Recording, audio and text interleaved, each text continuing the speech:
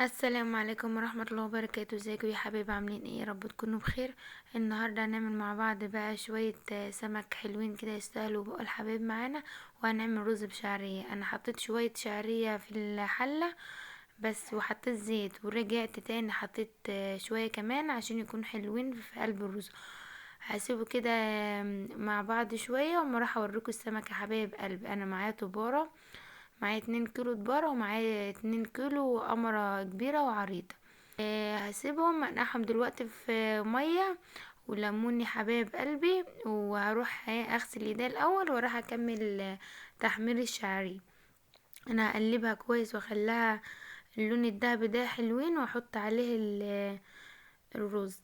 علشان ام مهاب معانا وابو مهاب قاعدين معانا كده يومين، حبينا نعمل لهم اكل كده يستاهل بقهم. انا دلوقتي الشعرية حبايب قلبي اتحمرت معايا، وماما غسلت لي الرز وجابتهولي وحطيته في الحلة، وهي دلوقتي معايا بتقلب ليا في الرز بشعرية، وهتقلبهولي كويس، وهتجيب لي كمان الكتل نحط مية عليه سخنة، علشان الرز بشعرية بيبقى يا حبايب قلبي الشعرية احنا محمرينها، ولازم نحط عليها مية دافية كده او سخنة علشان يغلي معانا بسرعة، عشان يستوي كمان معانا بسرعة. وانا هقلب الرز بشعرية كويس، واحط عليه بقى يا حبايب قلبي الملح بتاعه، واسيبه بقى اما يغلي اهدى عليه عشان نروح نشوي بقى السمك بتاعنا. انا دلوقتي بقلب في الرز كويس، واحط فيه الملح بتاعه. تمام كده يا حبايب قلبي. انا هحط كمان شوية مية عشان اظبط المية بتاعته. حبايب قلبي اللي ما اشتركش في قناة المتواضعة ممكن تشتركولي، تفعلوا له الجرس عشان يوصلكوا كل جديد، فضلا ليس امرا. تمام كده يا حبايب قلبي. انا ظبطتها كده، وهروح هسيبها بقى على النار تغلي.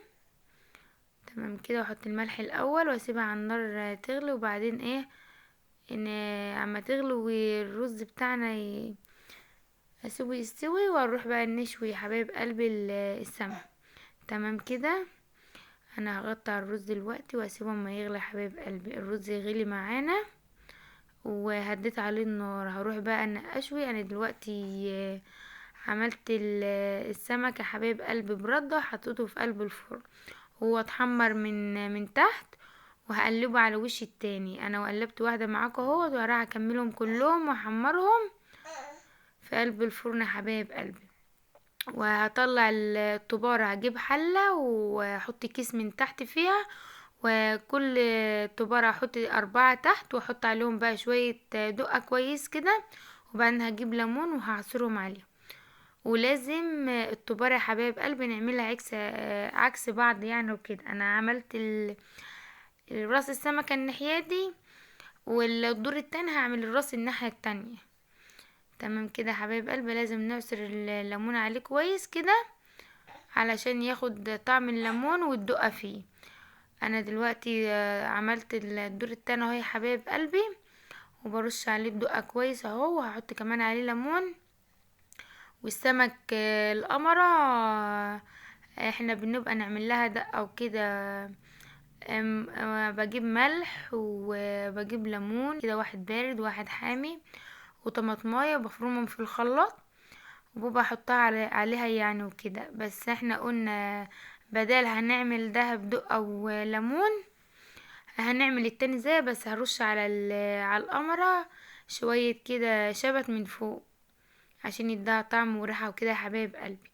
انا كده خلصت السمك شوية، هغطي على الطبارة وهوريكم كمان القمرة هعمله، واحط كمان عليها كيس كده عشان تفضل سخنة. وده غدانا النهاردة يا حبايب قلبي، مع الف سلامة.